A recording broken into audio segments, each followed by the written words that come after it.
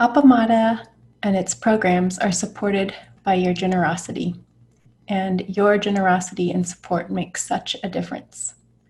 You can find a link for contributions on the website at appamada.org. Thank you.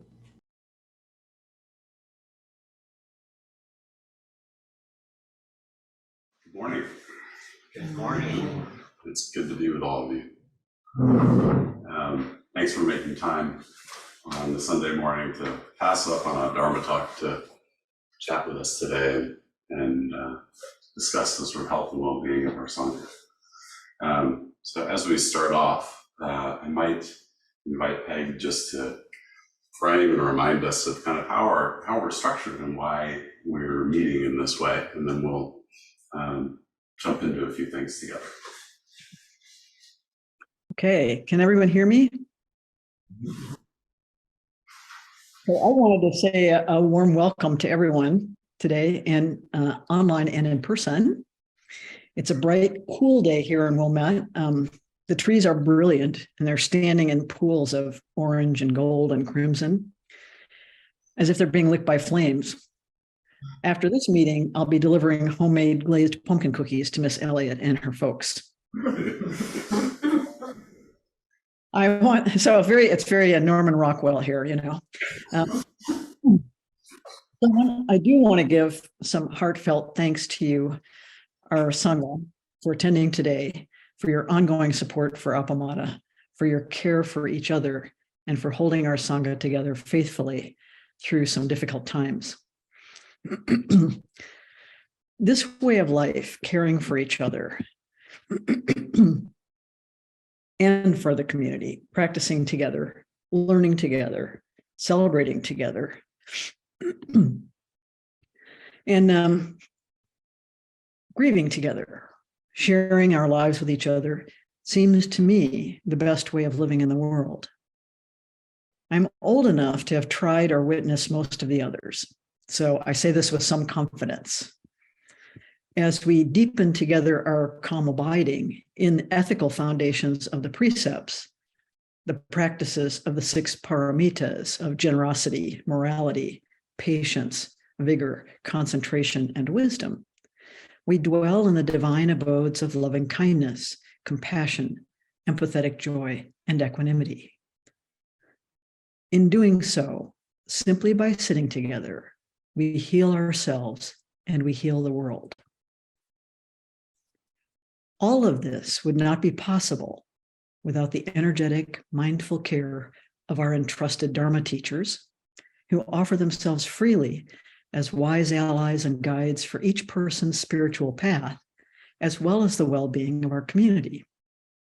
Our entrusted teachers have trained diligently, studied deeply, practiced faithfully, and offered their hearts and minds and time out of pure generosity. We owe them our deepest gratitude and support.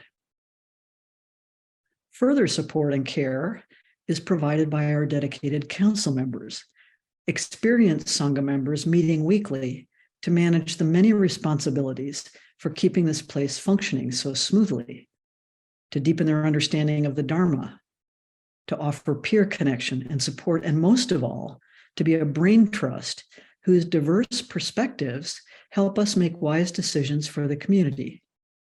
We do not have residents or priests to ensure there is a core of knowledge and practice that is faithfully conveyed year after year, generation after generation, and to serve as exemplars of our Zen way of living. In our model, the councils are the reservoir of goodwill, continuity, sincere practice, encouragement, and care for the Buddha, the Dharma, and the Sangha. So we're so fortunate, too, to have a board that works so well together and that expertly handles the many administrative functions essential to Appamada, from insurance to bylaws, ethics policies, facilities, and most importantly, our finances, record keeping, financial well-being, reporting, and future prospects. The board has carefully tended Appamada. This has been a great challenge in COVID times, my move, and through the immense transition to our generosity model. Sangha members or newcomers might not know that each council has a member serving on the board, as well as the Dharma teachers who serve ex officio. This ensures ongoing natural communication and collaboration among the board, the councils, and the teachers. We have so many other roles that support our Sangha, in addition to the Zendo roles, such as timekeeper or monitor, the Flowers Group, Depth and Practice, the Rakusu Sewing Project, Buddhist Action Now, the Clearness Committee, our wonderful AV monitors, and, extremely important in these times, our Sangha Health and Wellness Group that works to inform our best practices for keeping our community safe and well, especially in these pandemic times. So you can see the tremendous support offered freely for your practice and the community that is being provided out of the generosity and heartfelt practice of so many caring people. This is indeed the formless field of benefaction.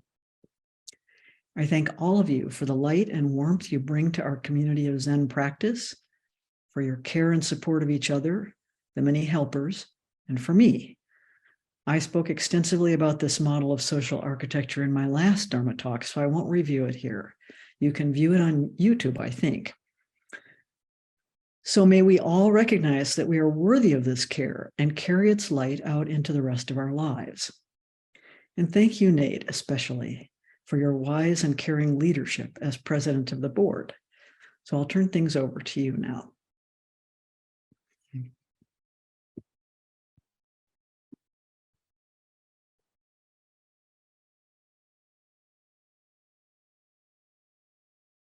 For the generosity of so many, and I'm delighted that you're going to hear from several folks on the board today, just about some of the things that we're up to. And we'll also have a chance to engage with the teachers and have some Q&A towards the end for anything that's kind of bubbling up for you. So folks who are in the room, I printed out a simple agenda just to show you where we're headed, and also printed out the slides that Mia is going to refer to as we walk through our financial state, just so you have those in front of you.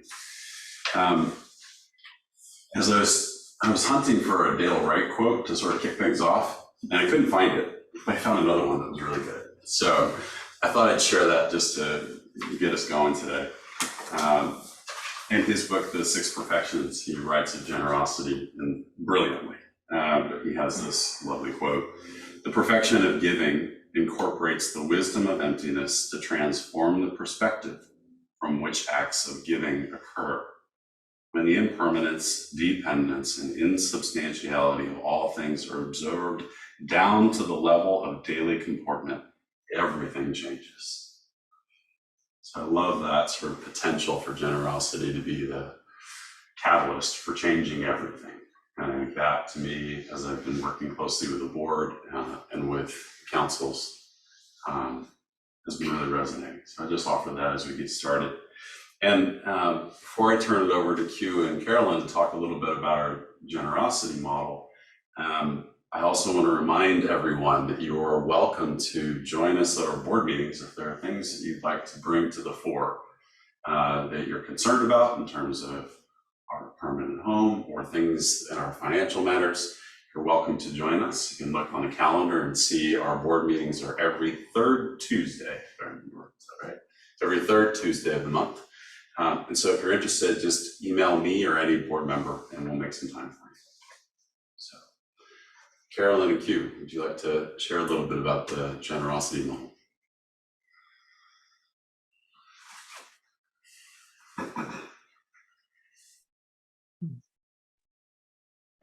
Hello? Okay. Sorry. Good morning, everyone. I want to start just by thanking everyone for being here. I know that discussing all of the nuts and bolts of keeping the community thriving isn't always the most interesting or exciting part of our practice, but it is so important. This is the chop water, carry wood stuff that sustains us in the long term. And as you know, or may not know, we recently moved to a generosity model to support our community's activities. And this has been an incredible opportunity to practice together while we're accomplishing two really important community goals. And the first of those goals is that we want to ensure, as Peg said, that our teachers are cared for fairly and compensated for the time they spend with us, and away from their other people and activities in their lives. And that's not to say that this work and that their gifts to us are transactional in nature, but that we, as a Sangha, have decided that this is how we demonstrate the value of what our teachers are bringing to us in our community. Second, we want to make sure that all of our offerings at Appamada are fully accessible to anyone and everyone. And the generosity model allows everyone to contribute, what they can without placing barriers to participation in front of people who they just may not have the same amount to contribute, financially to attend events and things like that. And so now I'm going to turn over to Carolyn, and she's going to go a little bit into how the generosity model really accomplishes those two goals. Good morning, friends. Yeah, so we on the board have really been using the generosity model as a practice. And so that's what we want to invite you all to expand your thinking about generosity as a practice. And the practice, like the model, incorporates what we think are three main areas where practice manifests as a Sangha member. One, so these are time, talent, and treasure. And treasure is financial giving. So time it's an expansive way to think about it. It's, am I going to show up to Zazen? Am I going to show up in person? When a friend reaches out in need, am I going to make the time to see that friend, to talk to that Sangha member? Am I going to go to some of the activities, the intensives? Like, where am I going to show up to the community? That's the time. And each of us has a different definition of what that's going to look like depending on the time of your life.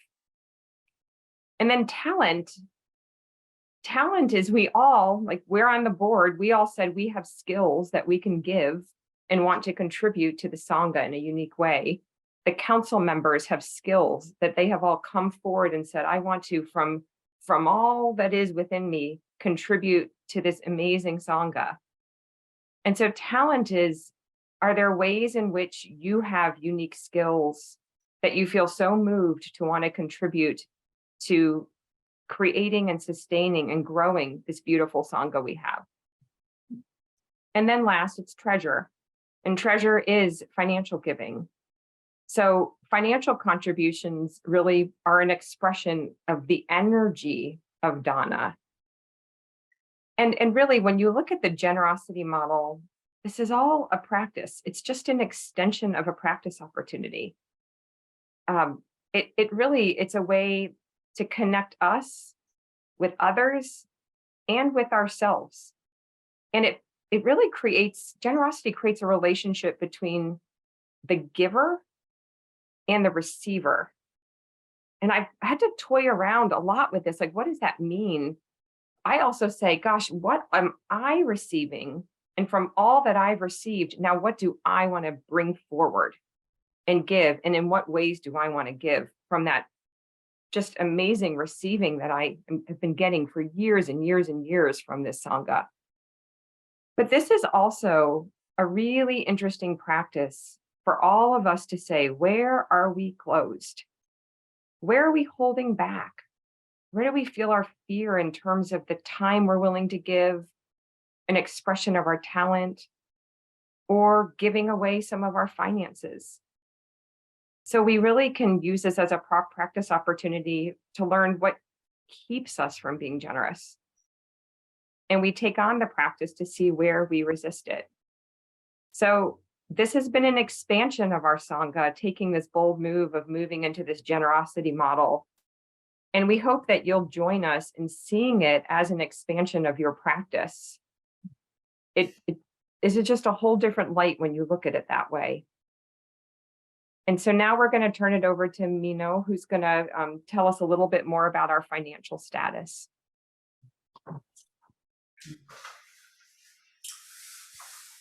Thanks, Carolyn. Thank you for framing that, and especially for bringing up the practice of it I know that my first experience of this sort of model, sort of the inspiration that Peg brought to us was of a Vipassana center that she attended, or Insight Meditation Center. It was just purely donation. And that was my first experience with a retreat years ago, before I ever came to Appamada, where it was a Vipassana center, and they said you can give nothing, or you can, you know, if you're called to give something, give something.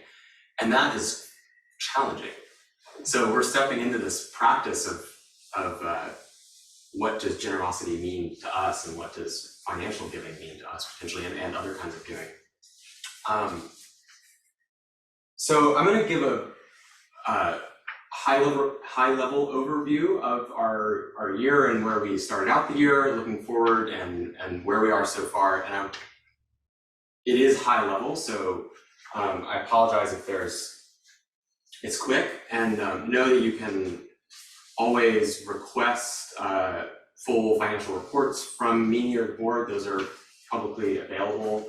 We're figuring out how to do that smoothly in the digital age. They used to live in a binder and study. But you can always email me, and I can give you whatever you want to look at in more depth. And maybe we'll have the Q&A time as well, so you can ask questions. So I think the last time I spoke to you was in January or February, when we had our new budget for 2022, and we're trying to incorporate the generosity model into that budget for the first time. And we were looking forward to a year that had some uncertainty in it. We were in the midst of, I can almost not even remember which variant at that point. The in-person was closed, in-person Zendo was closed, and we were also launching this generosity model. So we built a budget that took that model into effect, and so that had some very practical implications for our budget, and it increased our budget as we looked to pay teachers and compensate them within that model.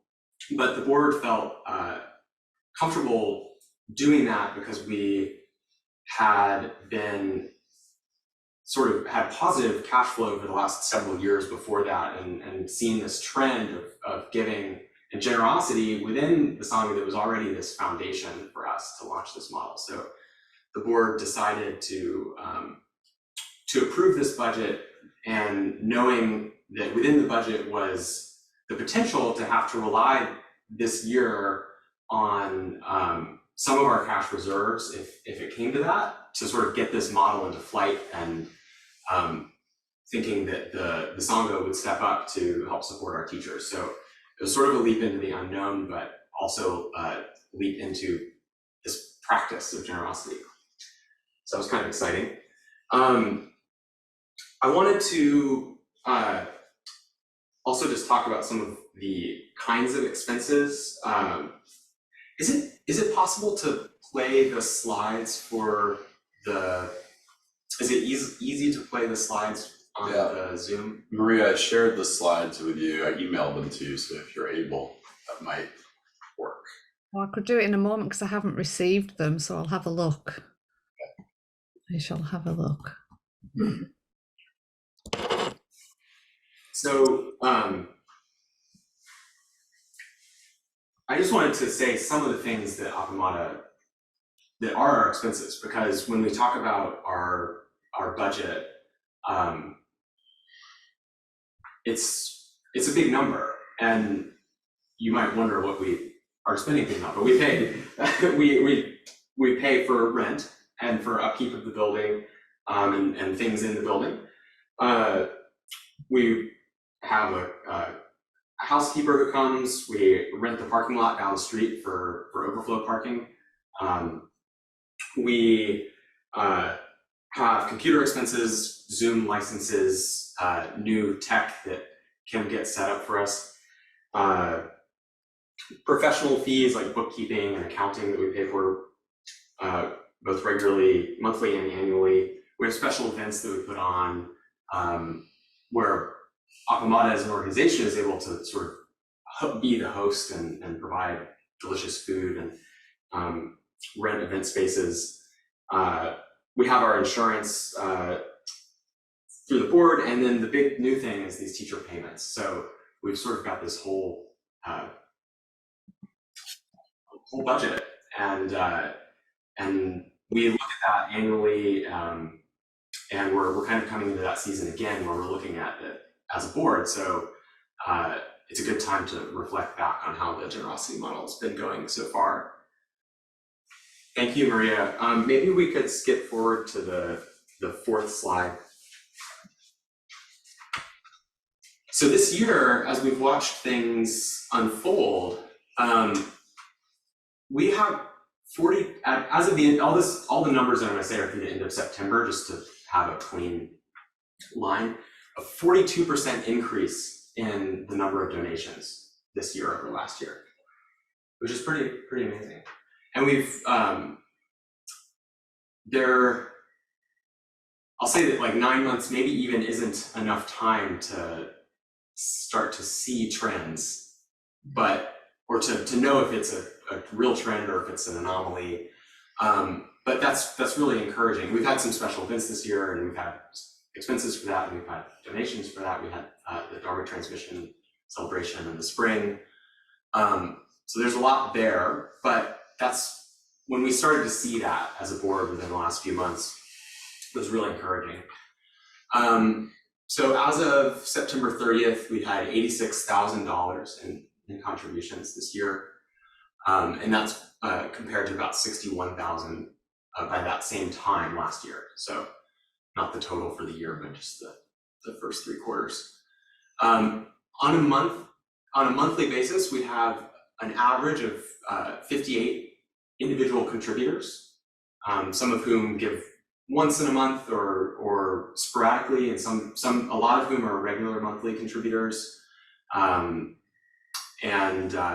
Yeah, so that's our foundation. I think we talked about this a bit in last winter, but there's no, this practice there's no one right way to do it, and monthly contributions work for some people. One-off contributions work for some people.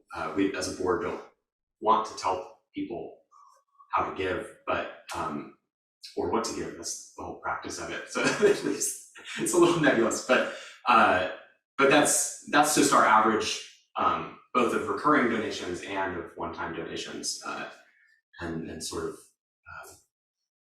it's encouraging to see that as well. The expenses have continued sort of as expected with our budget. We're doing teacher stipend payments, and we have had $98,000 in expenses this year so far. So you'll notice that those two numbers are that the expenses so far this year have surpassed the income. Again, sort of there's this month by month variability where our expenses vary but tend to be more steady than the income. We have often low donations in the summertime, tends to be a trend, a little higher at the end of the year. So that's something that we're watching, but there's so much variability that we're watching it, but we don't know if that's a trend yet, and it's still within it's within our budgeted amount for the year, because we budgeted to use some of our cash reserves this year. So we still feel like we're on solid footing there, even though we're at a net negative income at this point in the year.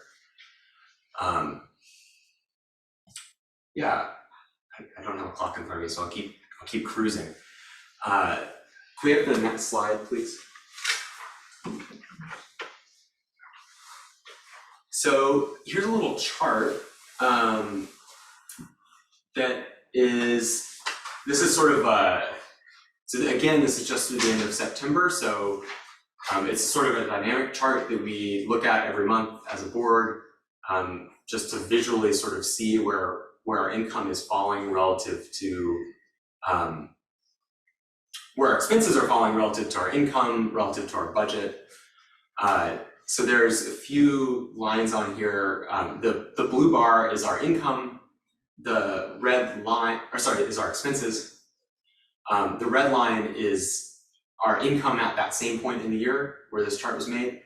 And the yellow line is the expected break-even point. So if it all month by month, we took the average of what we expect to need each month in terms of our income, that yellow line would be where we would be at, if that makes sense. And then the green line at the top is the amount that we had budgeted to use this year if we needed to, including our cash reserves. So you can see that that we are past the amount of income that we have at this point in the year. This is, there's still a few months to go, but we are still have a good cushion of what we had expected and anticipated to use if we needed to. So, yeah. So this last slide, sort of been doing this all along as I've been rambling, but the board's always looking at how this is going, and part of this meeting is to bring you all into that as well, and have you be aware of how this model is going. We still have all these things that are in flux in our lives. We've only been reopened for a couple seasons, and the board is inspired by the giving that we've seen this year. So we're really optimistic about this new model, and we're grateful for all the donations and that we've been able to pay the teachers and compensate them in a way that is Akamata really sort of stepping up and doing what we've always wanted to be doing, which is compensating our teachers and being able to provide this space for everyone. But the board continues to pay close attention to it all. And as we look forward to next year, sort of consider what does our budget look like? What are trends that we're seeing in terms of the giving? And we're keeping an eye on that. And in the meantime, this is the sort of like practical numbers part of it, but it's all part of this generosity practice that we're here inviting you all into. So yeah, that we know that goes beyond finances, but we want to keep you up to date on all this too. Thank you. It may seem like 9 months into the year, 3/4 into the year. It feels like a weird time to look at finances, but actually it's really helpful for us at this juncture to pause and say, how are we doing right before we go into budgeting for the upcoming year? So as we head into the Q&A a little bit later, if there are questions or things that you're wondering about or pushes you have for us, the board in particular really welcomes those so that we can have that input as we set the task designing the budget for the upcoming year as well. And I really want to thank Carolyn and Q and Nino and all the folks on the board with just this tremendous skill set that they're offering. We're so lucky to have these folks engaged. I thought this would be a good time to give you some updates about our working groups and invite you to contribute. And I know Peg is going to invite you to contribute as well and give an update here as well. So we have 2 working groups that the board is sponsoring. The first one is winding down, and that was our investment working group. So a while back, as many of you may know, we were gifted a sizable bequest from Rob and Risa.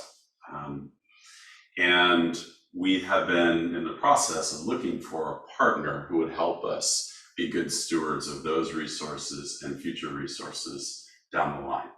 And after a very thorough process and interviewing a host of folks, we landed on partnering with the Neff Group, who are here in town, who will be our investment partners going forward.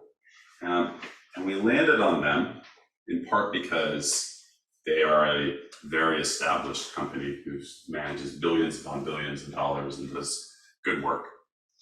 But also because they were very open and curious about attending to our values and how we invest our money. And they were very attentive in listening to our concerns going forward, even at the outset, as we engage in this tricky world of finance. And the bigwigs at play, so Brad, who's one of the senior players, sat down and talked with us about our piddly $500,000 investment, which in a portfolio of billions is a drop in the bucket for them.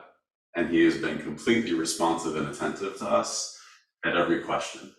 And so we felt really good about engaging with them. So right now, they are in the process of reviewing the board's documents, our policies, so that they have a sense of what our guidance is, so that they can assemble a set of recommendations for us of how to invest.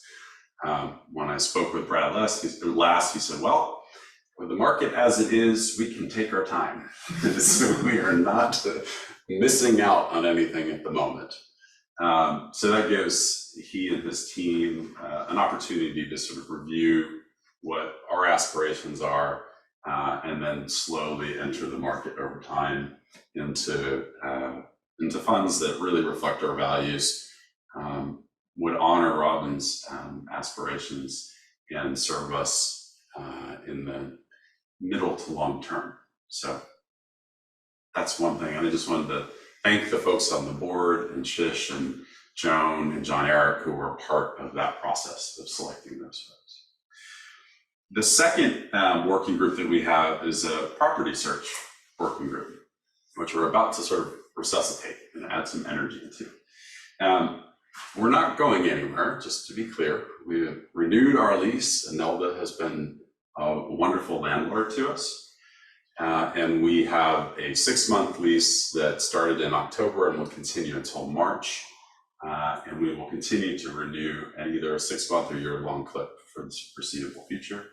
The intent here is really to get clear about what kind of space and home does Appamada need over the long term. And so that if we find ourselves in a position needing to move, or an opportunity arises, that we're clear about what it is that we're looking for, and that we've got lots of input from the Sangha. So this all started a while back as Peg moved to Chicago, and we were kind of in the throes of trying to decide, could we buy this place or not buy this place? What's all in the best interest of the Sangha? And so we started an AI process, which Jessica led a while back. And then for a while, we've kind of been sitting and waiting and comfortable with our lease agreements and everything else. And so now the next step will be to just invite some participation from the broader Sangha. So Jessica has offered her skill sets as a qualitative researcher to help design a survey for us to get some information from everyone in the Sangha to say, here's what we think our home should be. What features should it have? When are we most alive? And what does it look like to dwell in this space?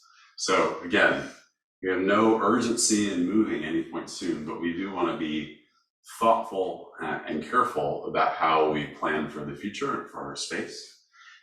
So after this meeting, we will be sending out a survey with an opportunity to participate in that way. So we'd love to hear your feedback, and you'll see some questions for those who are familiar with an appreciative inquiry approach that leverage that style of engagement. So look for that in your inboxes soon after this meeting. And I know that, Peg, you wanted to update folks about the book work and the studio work. Yes. Just a few minutes. First of all, this is just a little short update on the book project we're working on in Studio One. So our working title is Not To, the Appamada Story. Although this was originally conceived as a single author history and operating manual for Appamada, It's been expanded to include the reflections of Sangha members, images and photos, and introduction to some of the ideas and contemporary teachings that have informed the evolution of Appamada. The studio will help coordinate this extraordinary collaboration, as well as helping shape the project itself. So we're aware that in print form, we'll be pretty limited in how many of these things can be included. So the long-range plan includes a web platform where we can include everything that you provide and update the story as it continues. But first, the book or series of little books. So, and for this, we'll be inviting you to share for the book some of your own experiences and reflections of Appamada. So to keep this slightly manageable, we'll organize them around a series of prompts, which we'll send out via email. We'll ask you to just put your responses in a reply so that it'll be as simple as possible. So just reply to that email for you and for us gathering and organizing them. Please don't feel obligated to respond. There may be some prompts that don't really have much to do for you, and you may have something you'd like to share that's not based on one of the prompts. It's just intended to sort of help us organize these reflections. If you keep a journal, you may find, as I have, that you can use it as a memory bank. So at the moment, I'm building a timeline for Appamada in a program called Timeline 3D. And finding my journal is a great corrective to my memory lapses. So in any event, we hope you'll participate by responding to the prompts if you wish. We're also setting up a form for submitting any photos or images you'd like to add to the project so that we can include, for example, the credit for the photographer, the dates, what kinds of events they are. So if you'd like to share any photos, there'll be an opportunity to do that also, and we'll send something out about that. So in addition to the insider perspectives and coordination provided by the Studio One folks and you, the Sangha, I'm working with a small group of 6 people as a masterclass with Jeffrey Davis, who's a very renowned writing coach. So this will provide valuable guidance from Jeffrey, as well as the outsider perspectives of an interested audience who know little or nothing about Appamada or Zen. So this has already proven to be a tremendously generative and demanding experience. So for example, we have to provide profiles of at least 4 of our heroes, that is our intended readers or audience that might be interested in our project. And almost immediately I had 7 of those, and it's very fun to do those profiles because you're really thinking about writing for a specific person. So these are fictional, but they're sort of amalgams of people I know and have known as a result of being in the Sangha. So in any event, that's our status so far. Things are going really, really well. I have 1 year working with Jeffrey, and he's working us very hard. So it's great. It keeps the project going. That's my update on the project. So all sorts of cool opportunities to engage and participate. Wanted to see if there's any notes from the trusted teachers as well before we head into Q&A. I think Joel's up there. I know Joel's out there, although I can't see him right now. So I'm just going to start talking, Joel. You can chime in. So hello and welcome from myself, Joel and Lori. Thank you for your participation. And I think one of the things that we just wanted to update the Sangha on is our ongoing work to transition into our roles as teachers and try and make the offerings that are available enlightening for you guys, so to speak.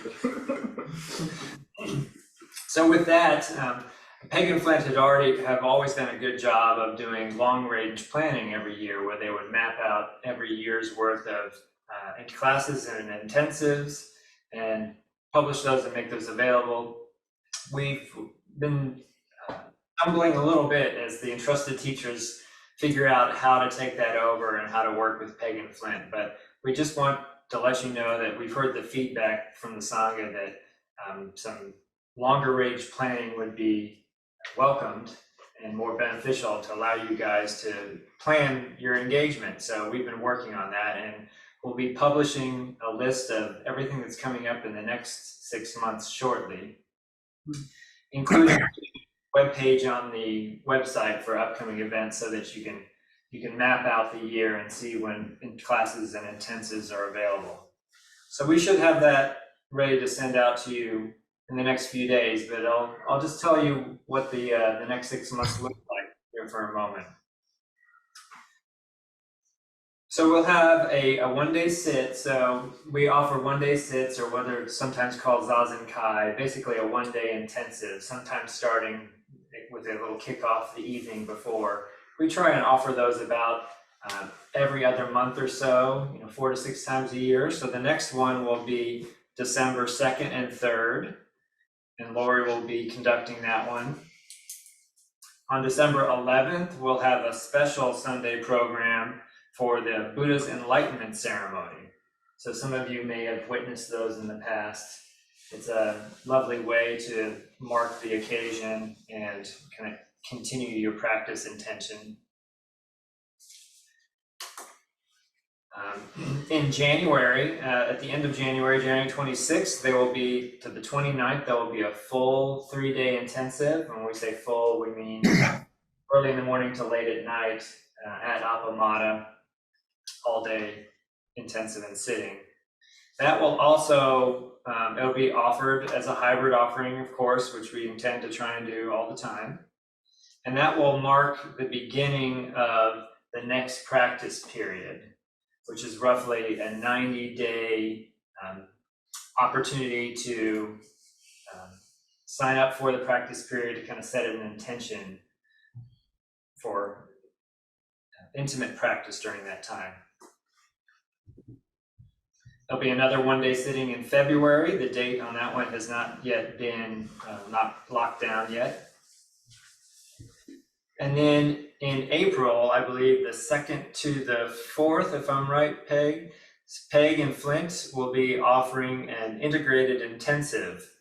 2nd to the 8th. 2nd to the 8th, I'm sorry, 2nd to the 8th. So because on the 9th, we'll have the Jukai ceremony. yeah, so the question was, where will the integrated intensive be conducted from? Appamada. Okay. Integrated intensives, if you don't know, are Todd, both Flint and I will be there in person. yes, excellent. So integrated intensives are a different format for an intensive where we begin sitting together in the mornings with Zazen and to establish your intent for the day, for your practice. And then we shepherd you or excuse you out into your normal daily life to go to work, family, school, job, whatever you do during your normal day. And then trying to integrate that work of bring that mindful awareness from an intensive out into the world. And then we regroup together in the evening. So it's an opportunity both to practice and to practice with working with your everyday life and have it integrate with what you normally do day to day. So Peg already mentioned the Jukai ceremony on the 9th that will conclude that. And then we're also looking to do another intensive near the end of April that would mark the end of the practice period. Some of the details on that are still being worked out. So that's a rough look at the next 6 months. We're also asking anyone who's interested in participating in the next year-long precepts program to please register their interest. There is an interest form that was sent out via email that we can resend along with the agenda of activities. So Joel will be conducting next year's ongoing year-long precepts program, which is a wonderful way to slowly unpack the precepts and see how they flow in your daily life. So we highly encourage people to sign up for that one. And then I know Lori is working on a possible class or workshop, but I think it's a little early to announce anything there. Yeah, it'll be in the spring probably. Yes. Coordinate that with others. All right, so Joel, Lori, anything I missed or that you'd like to add?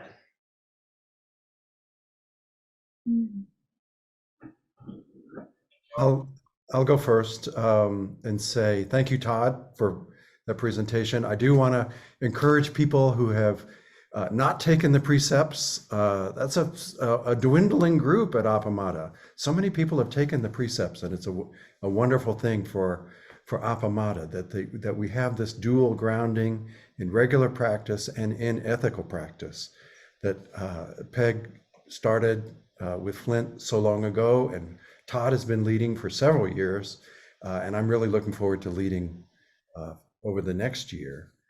And as Todd says, there's a sign up form which Todd will send out the reminder for, and we will start it soon after the first of the year.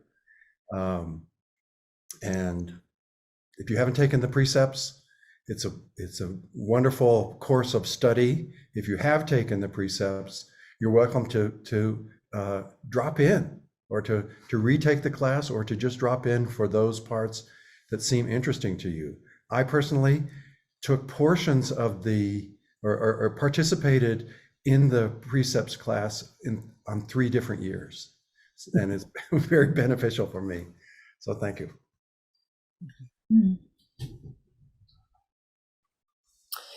Yeah, I don't have anything to add specifically. I think you pretty well covered it, Todd. I'll have more specifics on the thing in the spring, the workshop, and then the specifics on the one day will be coming up soon. So thank you. Thank you.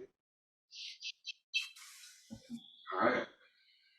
Well, now we have a kind of open space just for Q&A for anybody, the board, for teachers. What's on your mind? There are things that you are curious about. We have Rosemary online, or sorry, I think Anne raised her hand as well. Yeah, you mentioned in the budget that the board or Appamada itself is responsible for the upkeep of this building. Is that right? There's things that fall within, our Okay, so our lease, and then there's things that we take care of within the building. okay, Yeah, it's not. okay, We're not entirely responsible for that. It's a okay, typical landlord Yeah. arrangement, right? okay, yeah. I was just thinking about the painting of the outside. Yeah, thank you. So Rosemary had her hand up, yeah. Hi, and a heartfelt thanks to all of you and the incredible amount of work that I know that it takes to operate an organization like Appamada and all the thought and work that goes into it. So there was just a question about the precepts. If I think Joel, you said in the beginning of the year, is that what you were saying? Rosemary, we have not set a date yet, but I'm thinking late January or early February. Okay, thanks. And then I just wanted to, as someone who obviously participates only online, except for the one time I was able to come and visit you, I like to think of the Sangha as one Sangha, and the online format as a gateway, not as people, not as a group of people, but as a format that some people find convenient to use, and others like me,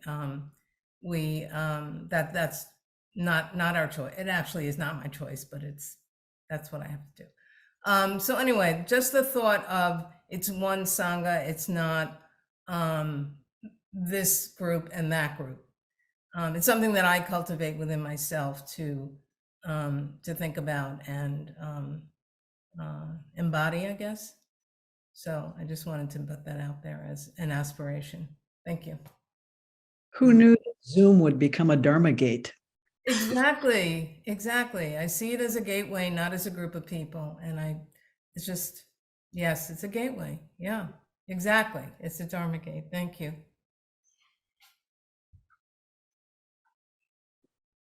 Looks like Nelda has her hand up. Where's she gone? She's disappeared. Maybe she clicked the wrong button, maybe. I'll find her. There we go. There she is. Morning, you and all of us on Zoom and in the Zendo. I just want to address Anne's question because, yes, the exterior of the house needs painting badly. That was actually scheduled to be done before Peg's arrival, but the scheduling with the painters didn't work out. It's now scheduled to happen sometime this month, depending on weather. And since we can't control that, the hope is it gets done this month. I say this month, I meant November. And if weather permitting, if not, then unfortunately, it'll have to wait till spring. So that's the update on that's all I have. So you mean to say it badly needs painting, not it needs painting badly?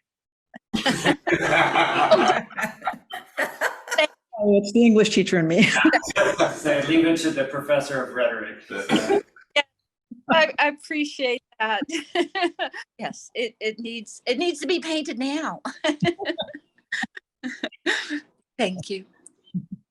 I had one other thing I wanted to clarify for folks that may not know, that maybe somebody can go over, Todd, maybe you can go over, or Joel can go over, taking the precepts class and then receiving Jukai, and how one doesn't exactly equal the other, depends on the person.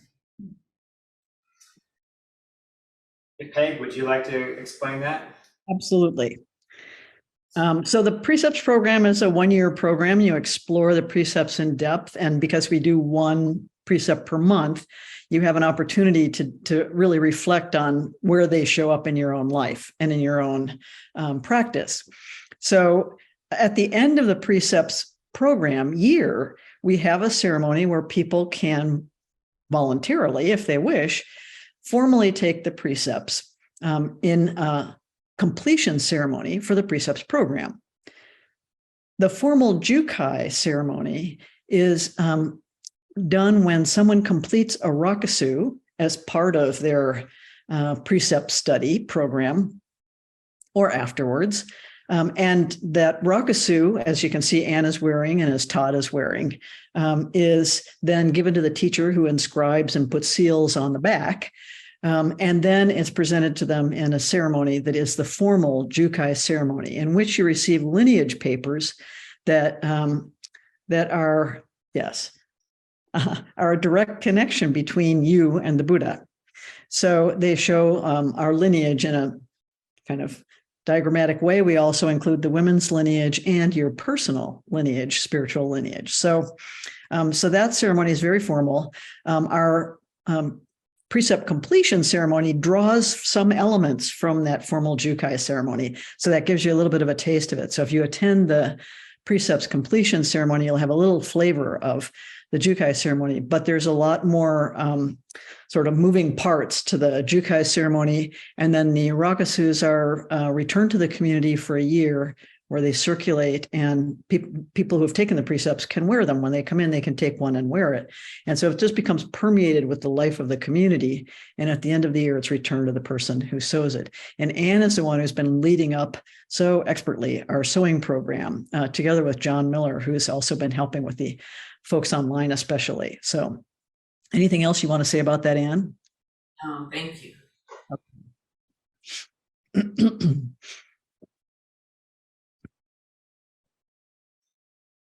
Any other questions for the board and the teacher? I'd just like to say thanks for doing this and giving us the opportunity to ask questions and get a little bit more information. I'd like to know, like, the long-term financial plan for Appamada. Is it based just donations, and think there was mention of a large bequest that's being managed as an investment. Is that basically the plan, to rely on those two sources? Yeah. So it's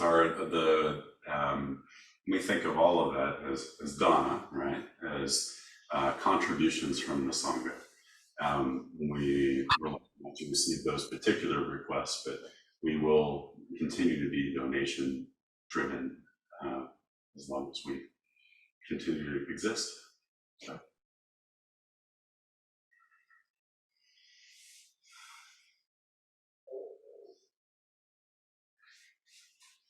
From that standpoint, there isn't really a long-range plan, because long-range plans are fictional anyway.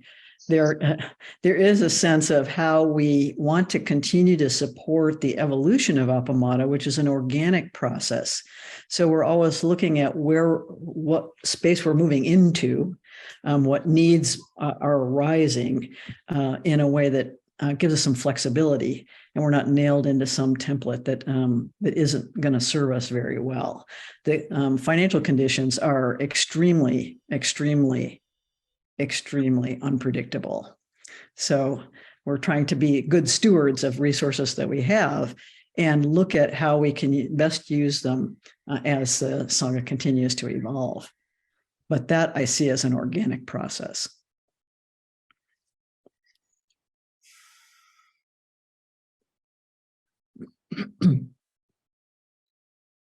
We have Carolyn online.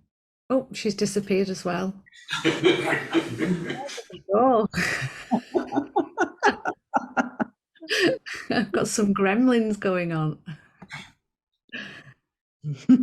Still here. And I just wanted to respond to, so it's interesting. One of the reasons I wanted to participate in the board is I come from a background of 15 years of fundraising, just like Joel. So we worked together at UT Austin. And partly we do see why we can't predict the long-term finances of Appamada. We are beginning to really bring energy and spirit into what does it look like into all the myriad of ways that people can give. Because right now it's more like through PayPal monthly gifts, or you can give a one-time gift, then even several times a year. But we are going to try to bring even more sophisticated means for bequest giving, for other avenues of giving, inspired by other groups that have used a generosity model like ours. So please look forward to it. I mean, I even have a vision for more information on a website at some point that gives you all sorts of different ways that you can creatively think of, could I give through my IRA? Could I give through different means? So that should help us craft more of a long-term vision too for supporting this incredible foundation. Mm-hmm.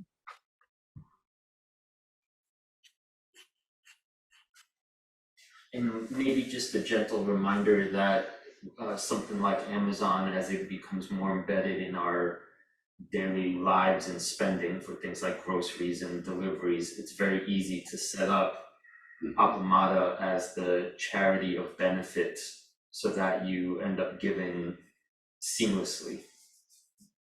I always look forward to Peg's emails with this, telling me how much we've gotten from that, and always she just says, "Yay!" exclamation point. Yeah, it's under Smile at Amazon, and you can select any charity that you want.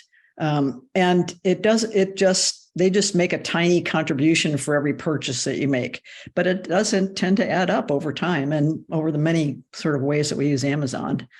So it's an easy way.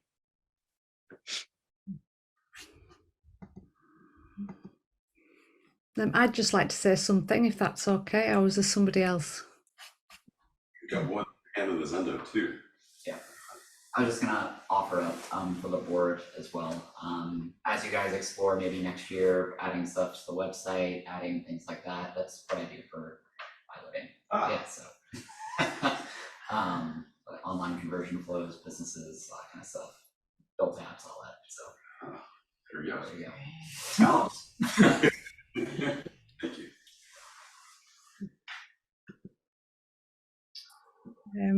Hi, yeah, I was just gonna, I mean, it's just going off the back of what Rosemary was saying as well, is that the online presence for Appamada is expanding and it's been growing since the pandemic. And I think we've discussed it a little bit with Peg before about developing an online, a council for online.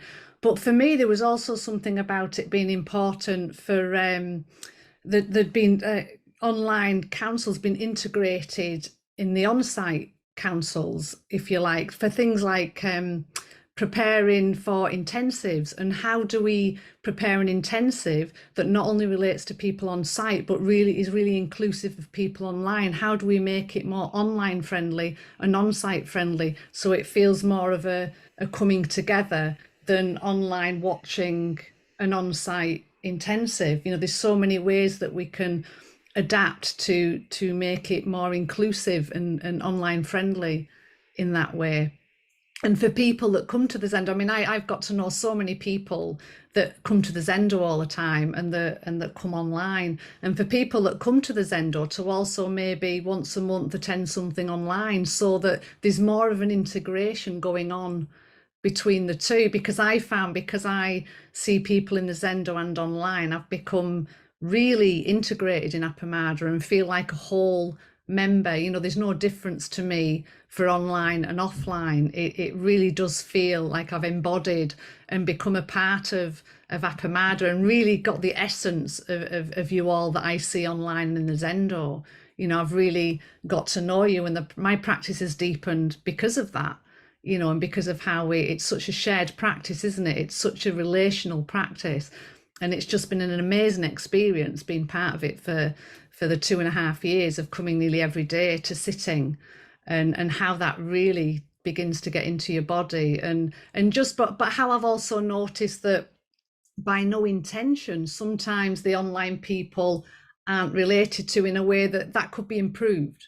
There could be a way that we could improve the way we relate to people online to make them feel more inclusive. And, you know, simple examples are things like when you have people in an intensive sitting with their back to the camera, right up to the camera. Those little tiny things that make a difference to how somebody feels about being included and present. And I think people online, if they're integrated in the organising of intensive, can really share that kind of sense that they get, and those little things that can be changed, that people might not have an awareness that only attending the Zendo.